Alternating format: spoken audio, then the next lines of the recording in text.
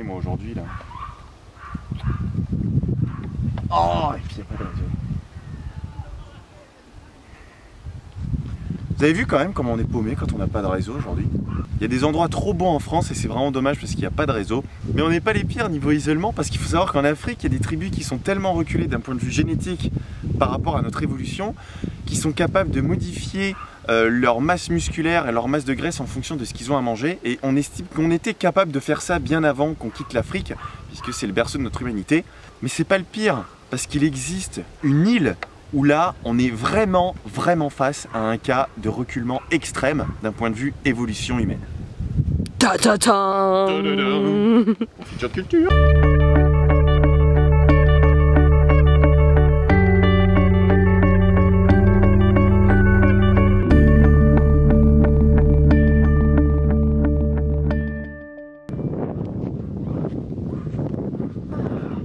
Voilà de la civilisation.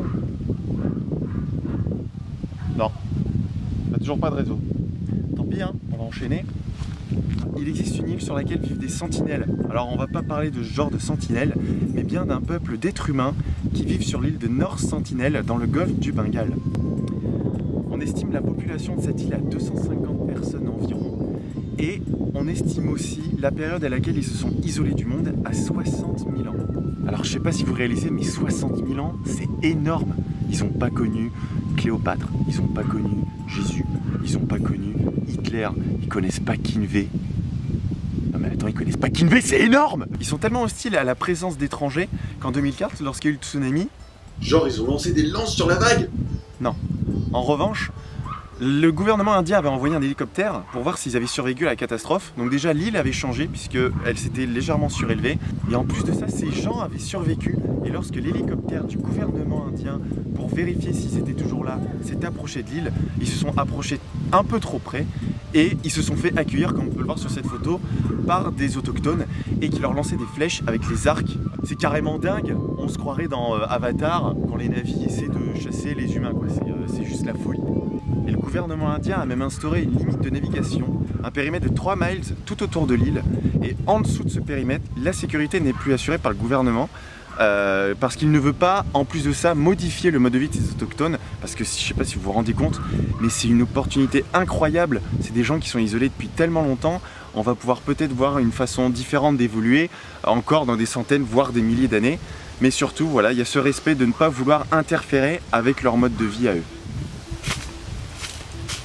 Bon. Ouais, comme on peut le voir aussi sur cette photo, il y a une carcasse de bateau, ça se distingue assez facilement. Il faut savoir que personne n'a jamais pu récupérer le contenu de ce qu'il y avait dedans, ou peut-être eux, les sentinelles, car tous ceux qui ont fait des expéditions pour récupérer ce qu'il y avait dans le bateau, ou récupérer les cadavres, se sont fait attaquer, et voire même encore tuer. Voilà, donc c'est un confiture de culture que j'ai fait, histoire de vous faire réaliser quand même que c'est incroyable. On est en 2015 et il y a cette population isolée depuis 60 000 ans qui vit comme ça toute seule sur cette île qui est à peine grosse comme Manhattan. Alors oui, ça va pas forcément parler, mais voilà, c'est une île qui est pas énorme. On n'a jamais pu mettre les pieds dessus.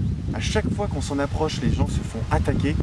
Et c'est juste génial. On a un laboratoire vivant à échelle humaine.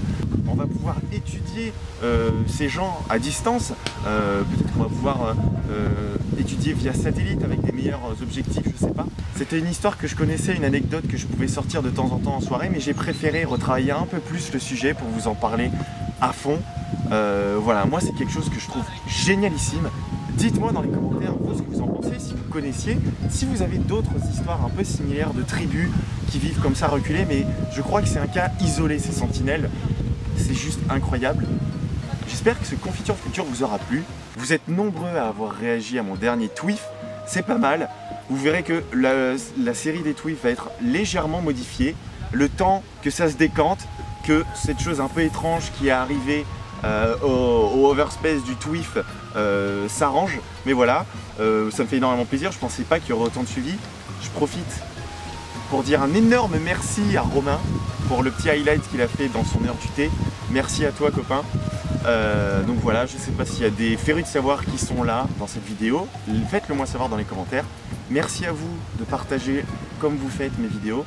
C'est quelque chose que je dis jamais à la fin de mes vidéos. J'ai juste écrit une petite phrase dans mes descriptions, mais merci à vous de partager.